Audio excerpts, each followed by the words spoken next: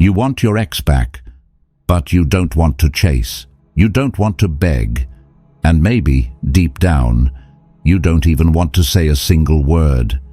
That silence you're holding, it might feel powerless right now, like you're doing nothing. But what if I told you that silence is doing more than you think? Not because it's loud, not because it forces anything, but because it shifts the weight of attention. It reverses the energy. It disrupts the very pattern she was expecting. Most people believe the only way back is through words, conversations, confessions, long emotional texts. But the truth is, in almost every case, the silence you're afraid of is the very thing that begins to pull her back. And that's exactly what we're uncovering in this video. Not just how silence works, but why it works. The psychology, the timing, the unspoken impact of your absence. And more importantly, how you can use that space, not to manipulate her, but to finally come home to yourself. Because when you stop pouring your energy into someone who no longer holds space for it, everything begins to shift. So stay with me. Like this video, subscribe to Stoic Station, and let's talk about what really happens when you stop speaking and start becoming. 1. Distance creates desire. You can't miss something that you still have. Think about that for a moment, not just as a clever phrase, but as a principle of human behavior. As long as something remains within reach, it becomes part of the background. Familiar, accessible, easy to overlook. You're probably watching this on your phone right now. Do you miss it? Of course not. It's literally in your hands. But let that same phone die unexpectedly, or leave it behind when you walk out the door, and suddenly you feel the pull. You reach for it. You think about it. You realize how much you relied on it, even if just moments before you took it for granted. That's exactly how desire works. Your ex can't long for you while she still feels your emotional presence. If you're still texting her, still checking in, still commenting on her stories, then in her mind, you're still around, still available, still hers if she ever decides to reach back. This is why so many men fail to make an impact after a breakup. They confuse activity with influence. They think the more visible they are, the more they'll be missed. But it doesn't work that way. You can't trigger longing while she still has access to your presence, your energy, your attention. Silence creates absence. Absence creates curiosity. Curiosity creates longing. This is the emotional chain reaction that makes your ex start to feel your loss. Not intellectually, but emotionally. And that's the space where reattraction can begin. But here's the part most men overlook. Silence isn't just about cutting off communication. It's about reclaiming the emotional energy you've been pouring into someone who's no longer reciprocating it. When you remove your energy, you remove her comfort zone. She no longer gets to rely on the idea that you'll always be there, waiting, ready to pick up the pieces. And here's the paradox. Your absence will have a more powerful effect on your ex than your presence ever could. Because presence can be ignored, presence can be dismissed, but absence, it lingers, it leaves questions, it creates space for realization. Most men try harder. They push, explain, over-deliver. But the truth is, real impact often happens when you step back, not to punish, but to protect your dignity and let the silence do what words never could. 2. Break the pattern. She expected you to fall apart, to unravel, to show up at her door late at night, full of regret and desperation. She pictured you typing out that long message, the one where you pour your heart out, recount the memories, plead with her to remember what you once shared. She thought you'd beg. She thought you'd break, because that's what she's used to. That's what happens when most men get left. They chase. They try to prove their worth. They try to fix what's broken before accepting that it's over. And somewhere deep down, She was counting on that reaction from you too, because as long as she could predict your pain, she could control the story she told herself about you. But when you didn't play the part, everything shifted. They expect you to come crawling back, but when you don't, it shocks them. You're not who they thought you were anymore. And that's the first moment she truly starts to see you differently. Silence isn't just the absence of communication, it's the interruption of a pattern that she felt safe in, even if it was dysfunctional. You were supposed to be the one who chased, the one who clung, the one who always cared a little more. But now, you're calm, detached, unavailable, not in anger, not in spite, but in strength. And that strength unsettles her. When someone breaks a pattern we've come to expect, it leaves us off balance, uncertain, and what we don't understand, we think about. Your silence becomes the space where that confusion grows. She starts to wonder, why hasn't he reached out? Has he really moved on? Did he actually change?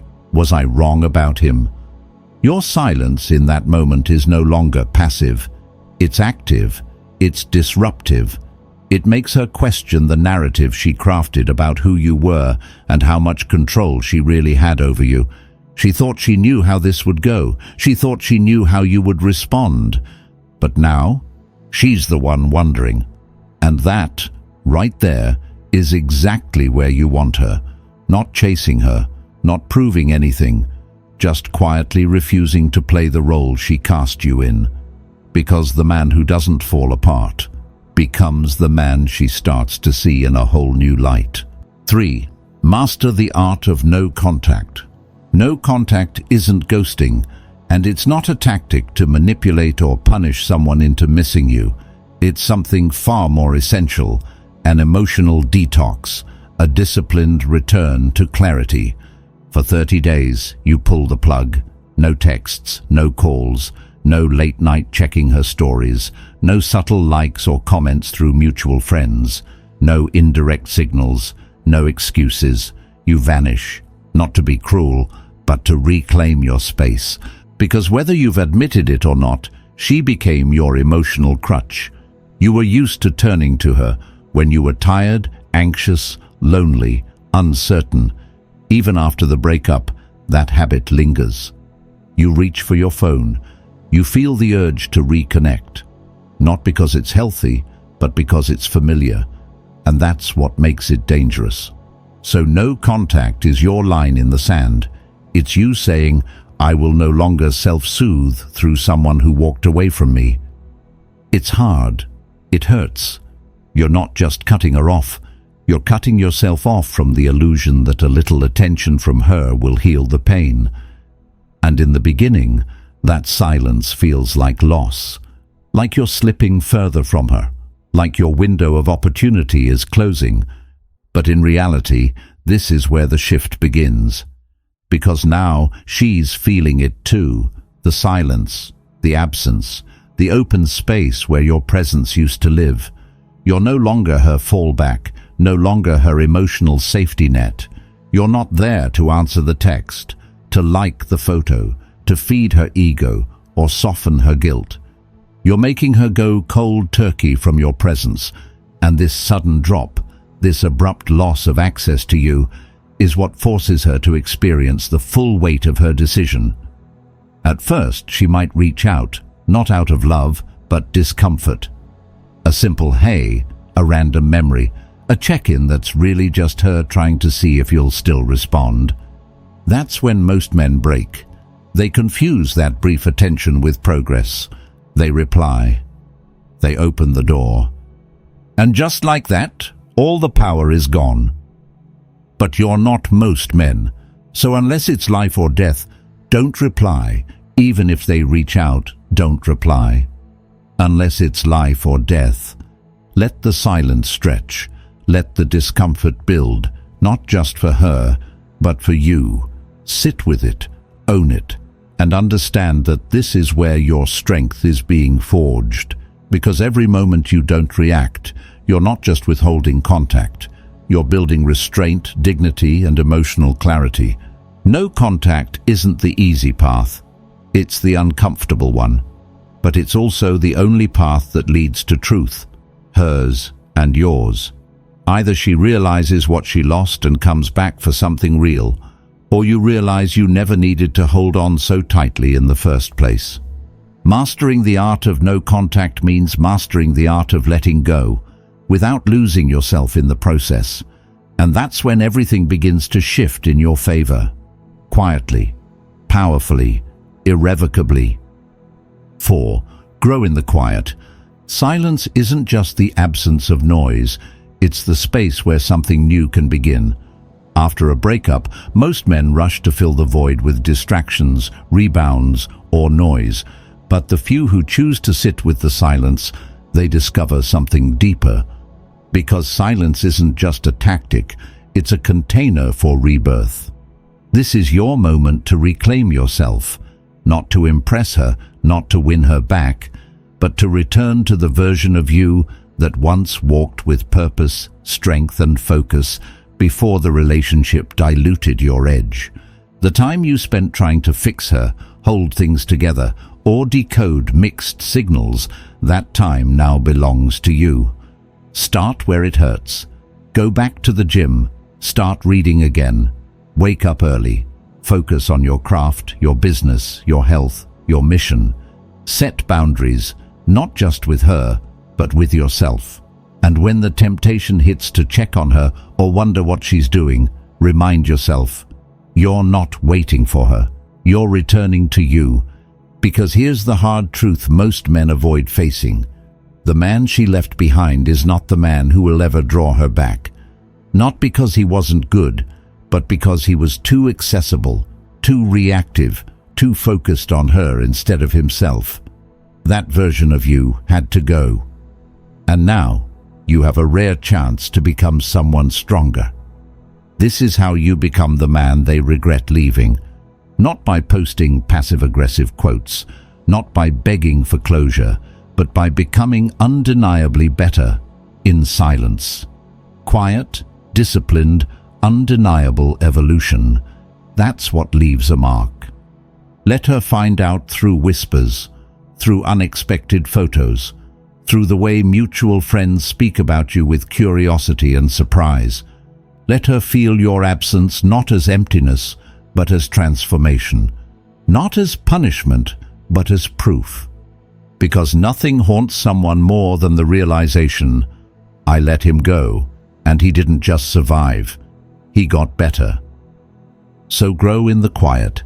Become the man who no longer needs to be chosen, because he's already chosen himself. That's not revenge, that's real power. And that's what she never saw coming.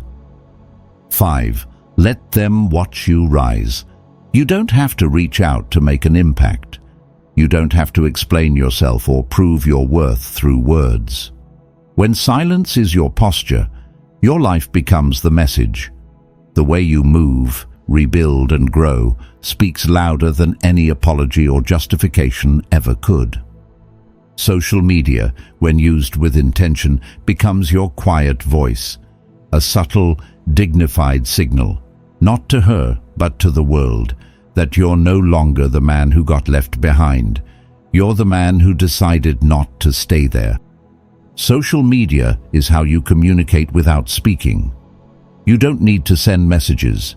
You are the message. It's not about showing off. It's not about carefully crafted captions designed to make her jealous. It's about letting your life unfold, naturally, powerfully, and in full motion. A photo from the gym, a quiet sunrise after an early morning run, a book in your lap that reminds you of who you're becoming, a win at work, a peaceful night out with people who make you feel alive again. These moments, when shared without agenda, leave a trail. Not a performance, but a presence. They say, I'm not waiting, I'm evolving. And whether she wants to admit it or not, she'll see it. Maybe not today, maybe not tomorrow, but one day she'll scroll past your name and pause. Not because you posted for her, but because you didn't need her to notice. and she still did. Subtlety is strength. Don't perform. Document. Don't flex. Flourish. Because if she senses even for a second that it's for her, it'll push her away. But if she realizes she's simply witnessing something real, something organic, that's when the curiosity sets in. That's when she starts wondering if she misjudged you, if she walked away too soon, if maybe, just maybe, the man she let go wasn't even your final form. Let her watch you rise, not out of spite, but out of purpose. Not because she's watching, but because you're done shrinking. Because you're done explaining, and because finally you're living for something much greater than her approval. You're living for your own becoming, and that's the most powerful thing she'll ever see. 6. Don't chase. Create pressure through peace. There's a temptation that creeps in after a breakup, especially when emotions are raw and silence feels unbearable. You start to believe that one message, one heartfelt conversation, could turn everything around. You tell yourself she's just confused, just overwhelmed, and maybe if you reach out, she'll remember what you had. But reaching out too soon doesn't create closeness. It creates pressure, and pressure kills possibility. Pressure is a turn-off. Even if they're 50-50 about you, they'll pull away if they feel pushed. No one, man or woman, makes clear, lasting decisions from a place of emotional chaos. When someone feels uncertain or emotionally flooded, they don't lean in, they retreat. They look for space to breathe. And when you insert yourself into that space, trying to talk, fix, or reconnect, you don't come across as grounded. You come across as anxious. And anxious energy never pulls someone closer. It makes them run. But silence, true grounded silence, does something different. It doesn't push. It doesn't demand. It simply says, I'm okay. I'm not chasing. I'm not waiting. I'm moving. And that kind of peace, unexpected, calm, non-reactive, creates its own kind of pressure. Not the kind that corners someone, but the kind that makes them wonder. Why isn't he calling? Why hasn't he reached out? Is he really moving on? When you stop needing a response, that's when she starts questioning her decision. Because now she's not reacting to your desperation. She's left alone with her own thoughts, her own feelings, her own silence. And in that stillness, she might realize something you could never convince her of with words, that she might have let go of someone who was more solid, more centered, more valuable than she thought. So don't chase, don't plead, don't crack under the weight of temporary uncertainty. Real strength isn't loud, it's still, and sometimes the most powerful thing you can say is nothing at all, because peace, when held with quiet confidence, speaks volumes. And it draws people back in a way that pressure never will. 7. Rebuild what they can't touch. Breakups don't just hurt, they hollow you out. The one person you once turned to for comfort, connection, and certainty is suddenly gone, and you're left standing alone, staring into the quiet, wondering how to piece yourself back together without the only person you thought could help you do it. But this is where the real rebuilding begins. Because the truth is, the version of you that leaned so heavily on her was already off balance. You had started outsourcing your strength, your joy, your sense of direction. So now that she's no longer there, you have an opening, not for collapse, but for return, a return to yourself. This is the time to lean into what remains, your brothers, your friends, your family. The people who don't need you to prove anything to be worthy of love. Reconnect with the passions that made you feel alive long before she ever entered the picture. Go back to the routines, the projects, the inner fire you let fade while trying to keep someone else warm. Because this is how you rebuild what they can't touch. Your center, your spirit, your sovereignty. You don't need to prove your worth to her. You need to remember it for yourself. And when you do, when you've quietly rebuilt a life that no longer orbits her, When your days feel full again, not because she's in them, but because you've reclaimed the parts of yourself you forgot. You'll radiate a different energy, the kind that can't be faked, the kind that can't be ignored. And if she sees that, if she realizes you did the work she never thought you would, that's when silence speaks the loudest, because it didn't just cover your pain, it protected your rebirth. And now you're standing taller than ever, not because of her absence, but because of your return to who you were always meant to be. Summary. So what does all of this mean in the end? It means there is quiet, undeniable power in your absence. This was never about revenge. It was never about playing games or pulling emotional strings to make her regret her choice. It's about something far more honest, coming home to yourself. It's about letting her feel the quiet weight of your absence, not as punishment, but as reality. Let her sit with the silence. Let her wonder why you didn't come chasing like she expected. Let her feel the space where your neediness used to be, now replaced by something she didn't anticipate, your peace.